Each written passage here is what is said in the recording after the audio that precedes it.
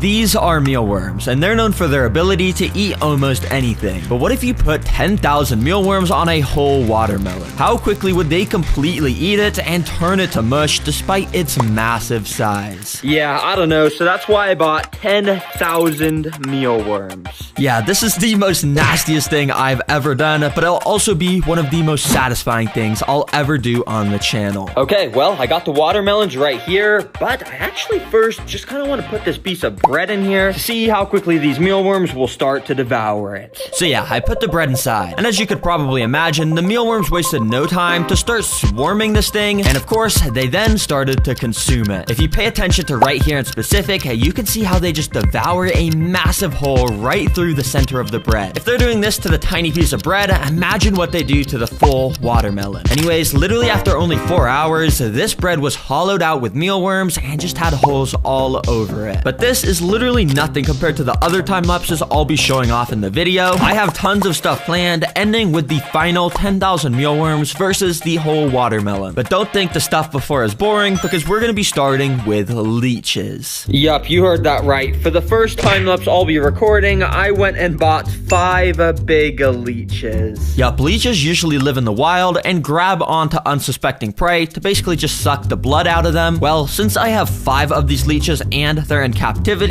it's gonna allow me to get some insane time-lapse footage of them sucking the life out of a food object as the leeches get bigger. It should be pretty cool. And if you watch my video about keeping pet leeches, you'd know they basically like to spend all their time under the water, so that's why I'll be setting up an aquarium for this test. And then quickly, I'm just gonna fill up this tank with this, so I can go ahead and put the leeches inside, so we can get this test started. So yeah, I put each of these 5 leeches inside, and I put a lid on top so they didn't escape. And immediately, you can kind of just see how they all just start swimming around under the water, just sort of like how snakes do. Yeah, it's kind of weird, honestly, but once they want to stop swimming, they'll go up to the glass and just grab onto it using the end of their bodies basically as a suction cup. It's actually pretty cool. Anyways, for the food I'll be feeding these guys, it's this piece of beef liver. Well, alright, why don't we just drop this slimy nastiness into here and see how long it takes for these leeches to get absolutely massive. And so step 1 was to actually get the leeches to bite onto this piece of meat, which is pretty easy. You basically just pick up the piece of meat with tweezers and start bringing it up to the leeches' faces until they grab onto it. So yeah, I just went around and picked up all the leeches onto the meats. But if you couldn't tell, the water quality got super bad because of the beef liver, so I decided to actually let the leeches eat the beef liver out of the water, since in the wild, that's actually how they prefer to feast. And while a couple of the leeches kind of detached from the piece of meat and started to run away, 3 of the leeches actually did stay on it, so I could watch as they started to eat. You can literally see them contract their throats in and out as they basically use their teeth to grind the meat up, and then they suck it up like a smoothie up into their bodies. But things actually did not go to plan, because out of nowhere, this leech decided to detach from the piece of meat, and then he just started to slither away randomly. Then the other 2 leeches decided to detach too, and this guy decided to just burrow into the piece of meat, and this one just slithered away. Hey, at least we got to watch him eat for a little bit, but this is why I love time lapses. You just capture random interesting stuff like this. But even these leeches are nowhere near as interesting as the time lapse coming up later, because the time lapses get cooler as the video progresses. So that's why for our second time lapse, we're gonna be recording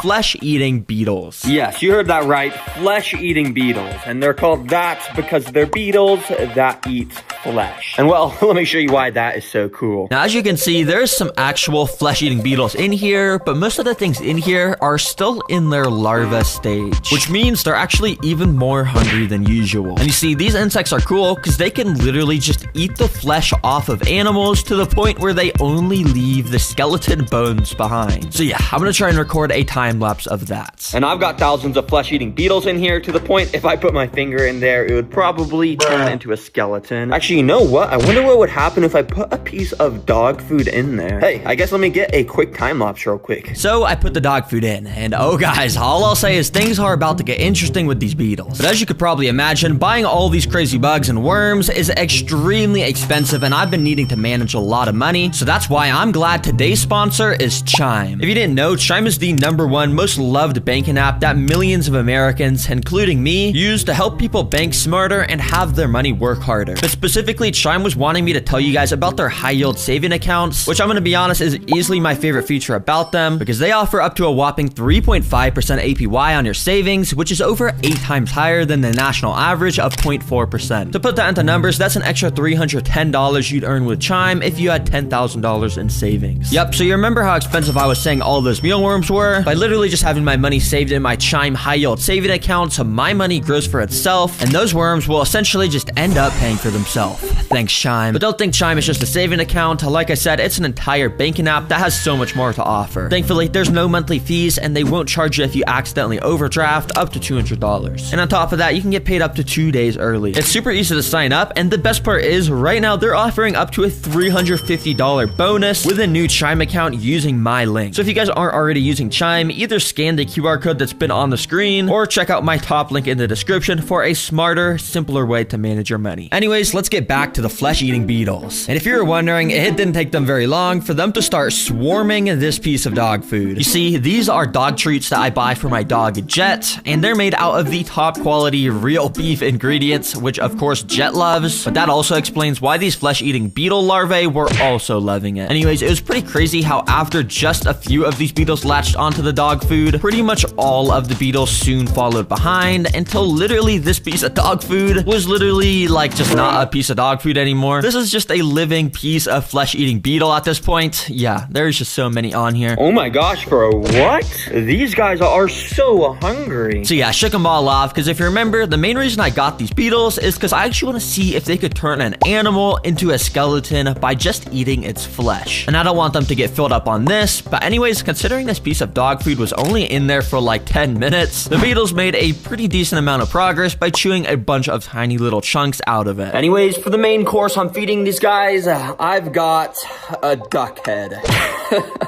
Yeah, and we're gonna see if they can turn it into a white duck skull. But yeah, don't worry guys, I didn't do this to the duck. I actually just bought this at the pet store. Apparently they're dog food. Jack, can you give this a taste test? You think the flesh-eating beetles, you think they're gonna like it? Yeah, he's licking it. I think he likes it. So since it passes the Jet taste test, I wasted no time to put this into our tank. Let's see what these bugs do. Now, immediately things were pretty interesting because many of the beetles, of course, were drawn to this nasty duck head, and pretty much all of the beetles started to gather at the base of the head. These guys were all slowly chewing away at the fur of this duck head, and it was cool because you could gradually see the group of flesh-eating beetles move up along the side of the duck head, and they were even eating it so much that they ended up knocking it over. Eventually, it was so nasty because the beetles had just completely swarmed the head and were crawling in and out different parts of it, like the hole in the beak. And after leaving this in here for a full 24 hours, you could just see how much they chewed through all the fur and just how nasty this is. But the real damage was done on the bottom of the skull where it was completely chewed through. These are the literal bones of the duck skull, and this is just straight up so disgusting. This looks like a zombie duck head at this point. Oh my gosh, this smells so bad, you guys don't even know. But dang, check this out. I'm actually kind of surprised this didn't just like turn a completely white skull kind of color, because I know these beetles sometimes do that, but I guess it makes sense. This is just kind of dog food, but I would call it a success. I mean, look at how destroyed this thing is. Anyways, so these guys will definitely make a very interesting addition to my pet collection. Alrighty, we're almost at the final 10,000 mealworms versus watermelon test, but quickly, I'm excited to show you guys time-lapse number 3, which is an alien creature digging. Yup, you know how some people set up their ant colonies in 2D ant nests to get footage of them digging out those tunnels along the glass? Well, this alien creature is actually able to do the same exact thing. Let me show you how. Yeah, so this thing's called a vinegaroon, and it's the same one from a few videos ago on my channel. But you see, I call them an alien because, I mean, just look at them. They look extremely weird, and they have these claws at the front of their body that actually allow them to dig. Yup, and for this guy, as you can see, I filled this tank up with a bunch of clay. But if you look, I actually left a hole on the side of the glass empty. That way, when I go and fill this place up with dirt, the vinegaroon won't be able to make a hole anywhere in this dirt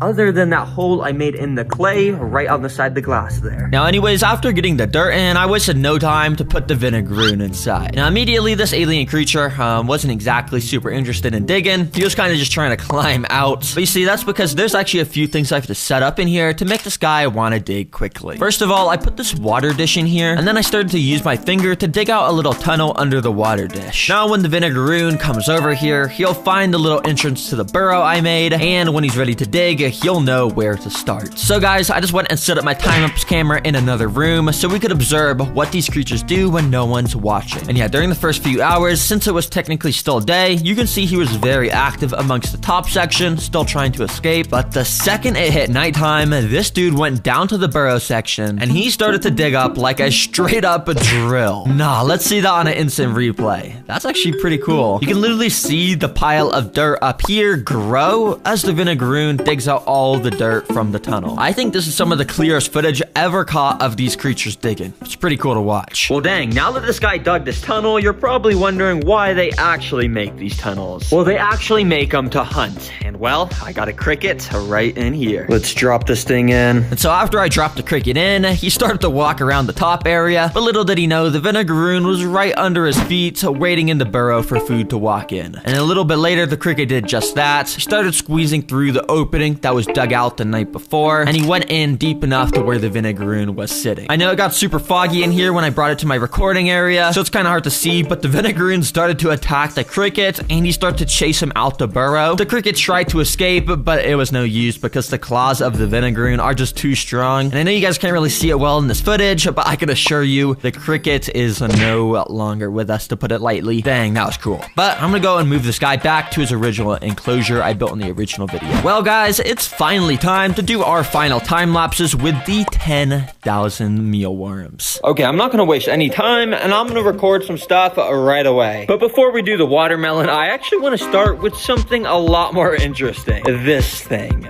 Yeah, this is literally a piece of styrofoam. And you're probably wondering right now, what the heck, Terra Green, why are you feeding this to the worms? Well, it's because mealworms have an absolutely insane special ability, and it's actually that they can somehow digest styrofoam. Yeah, talk about the latest special ability ever, but I just had to get a time up showing this off, and immediately these dudes started to completely climb all over the styrofoam, completely covering it. I don't know why mealworms are one of the only animals that can eat styrofoam. It's honestly kind of weird, and the craziest part about this time lapse is if you look right down here, you can literally see the moment when the mealworms decided to start chewing a massive hole through the side of the styrofoam, so they could literally crawl inside to eat more. It's super cool. And anyways, after leaving the styrofoam in here all night, I shook off all the mealworms so we could see the damage that was done, and holy, look at this thing. First of all, that hole the mealworms shoot through the side is nasty, and it's still filled to the brim with worms. Ugh. Then just this whole top part has bite marks all over it, and this thing is probably hollowed out and just filled with worms. Nah. And yeah, if you're wondering about the other pieces of styrofoam, basically the exact same thing happened to them, and they got obliterated. It's safe to say these mealworms are hungry. Now, I think it's about time we get out the watermelon so we can do the final time lapse, and I got a knife here so I can go and cut this thing up so we can reveal the nice juicy red part. So yeah, that's exactly what I did, and I just put the watermelon straight into this tank so we could get this test started right away. Now, you already know the mealworms started to, of course, climb all over the watermelons right away. Mealworms love watermelons because, of course, they're super sugary and sweet, but they're also made out of 92% water, meaning the mealworms can just get super hydrated. Now, it's so crazy because you can see how nice and bright red this watermelon is now. Well, it only took a couple hours until that bright red completely started to fade as thousands of mealworms started to climb all over the watermelon, nibbling tiny little pieces out of it. And yeah, this all happened in the time span of only 12 hours. Yeah, I literally just left this overnight. Okay, I just checked on this for the first time since waking up, and